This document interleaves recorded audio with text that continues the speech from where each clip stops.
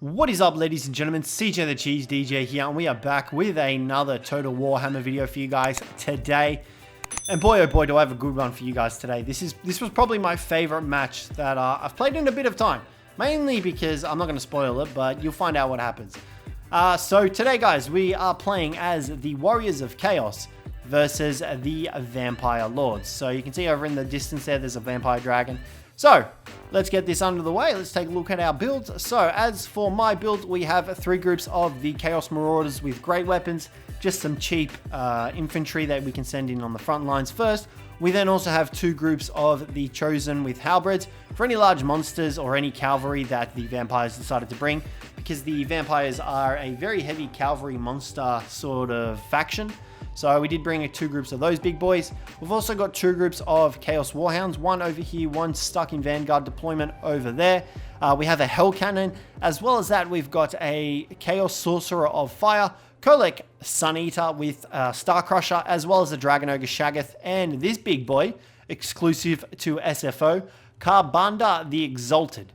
This guy is an absolute machine. So the longer he's in melee combat, the more buffed he gets. He also has a bunch of abilities. So you can see there, Blood Rage. He gets stronger and stronger the longer he fights. He's got Deadly Onslaught, Rage of Khorne, which increases his damage but deals damage to himself, as well as the character ability called Axe of Purge, which does an explosion effect. So guys, without further ado, let's go over my opponent's build. So my opponent has a bunch of kind of chaff, really.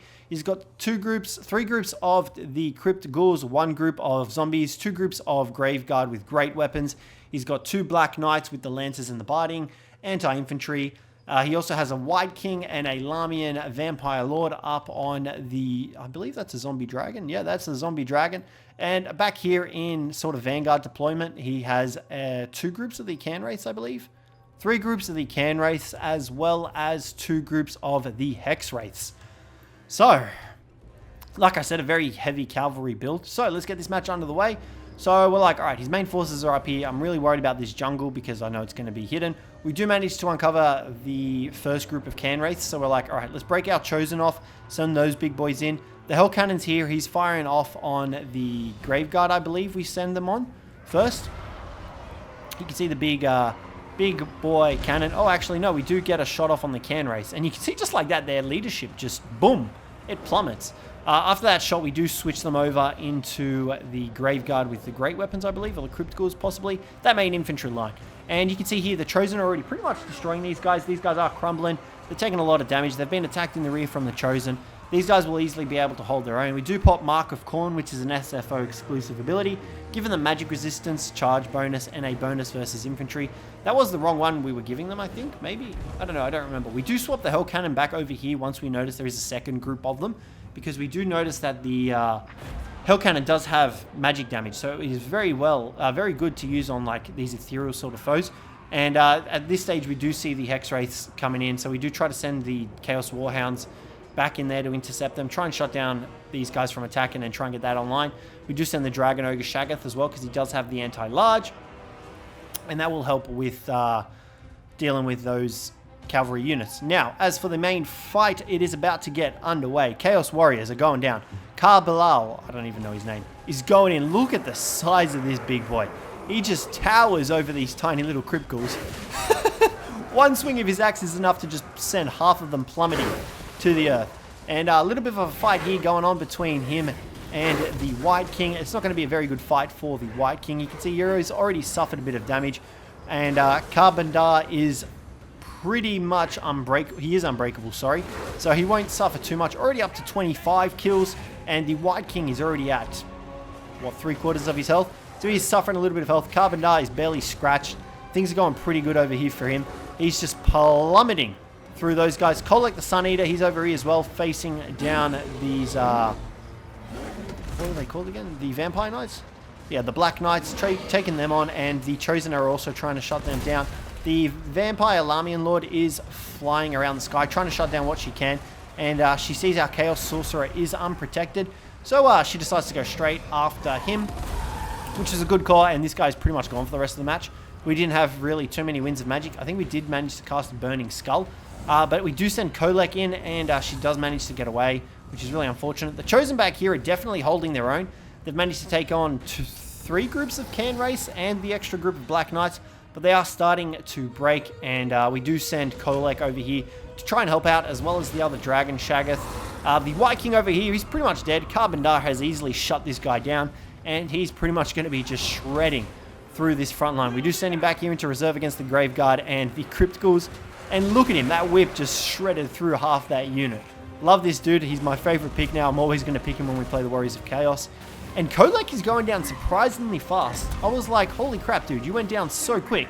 I had no idea how he died or how he started routing off during the match, but this is how.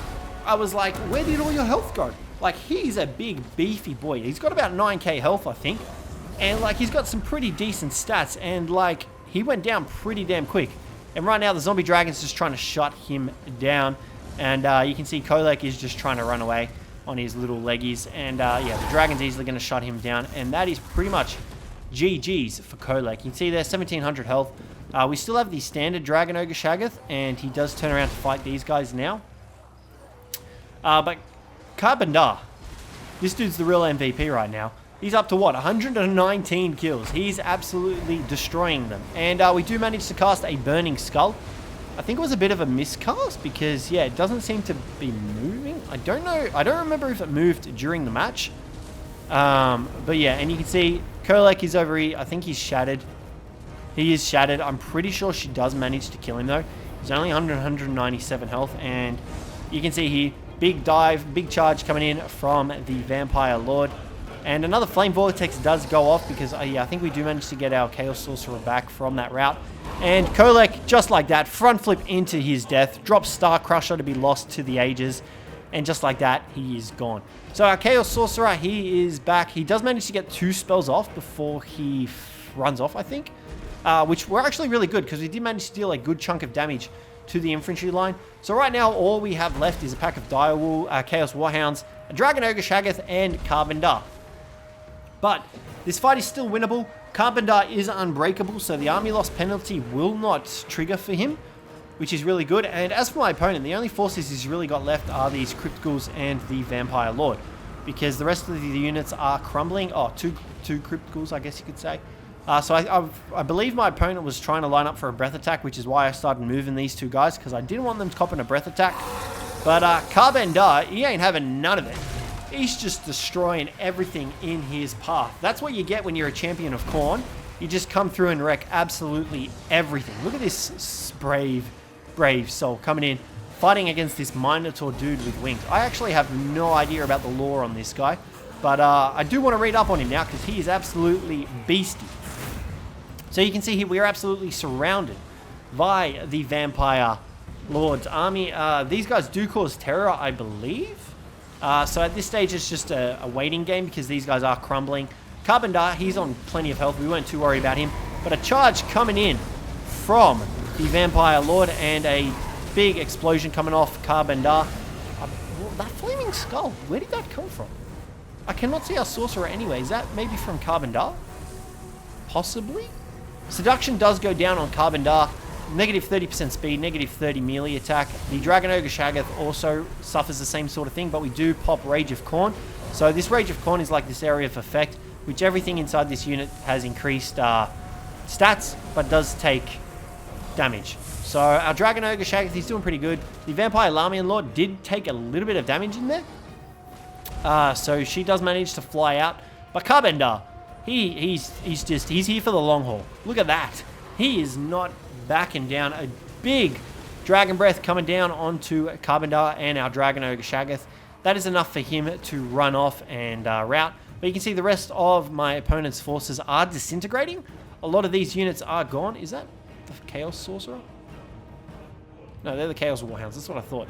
So Karbandar is here with the Dragon Ogre Shaggoth, and right now the Lamian Vampire Lord is deciding to go in, and Karbandar, he's not having any of it. He is going to fell this bloody disgusting dragon that's undead in the name of Khorne and add the skull to the Skull Throne.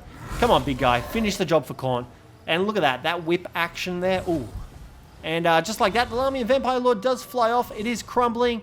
and it is pretty much GG's for my opponent. The balance of power is just ebbing in my favor entirely now. Carbondar, the big unbreakable boy, still got 5k health, up to 321 kills.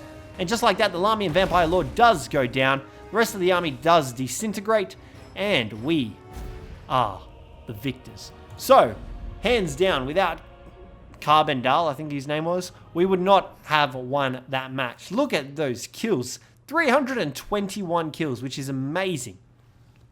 He really was the champion of this army. Managed to shut down the White King and the Lamian Vampire Lord, as well as the countless other units. The Dragon Ogre Shagath, he did pretty good as well. Hell Cannon, we didn't really get much use out of. He did pretty good as well, cleaning up some of the infantry. I feel like the Chosen as well were a really good pick for all the cavalry units. These guys, they did okay. They weren't really going up against much. Crypt Ghouls, Graveguard, that sort of thing. So they were kind of balanced there. Same for our Chaos Sorcerer. We didn't get much use out of him. And Kolek. We didn't actually pop too many of Kolek's abilities, which was a shame. But yeah, guys, we won one finally. So guys, that's going to wrap up the video for today. Hopefully you guys enjoyed this one. If you did, don't forget to leave a like. Subscribe down below for more. But other than that, guys, I will catch you in the next one. I got this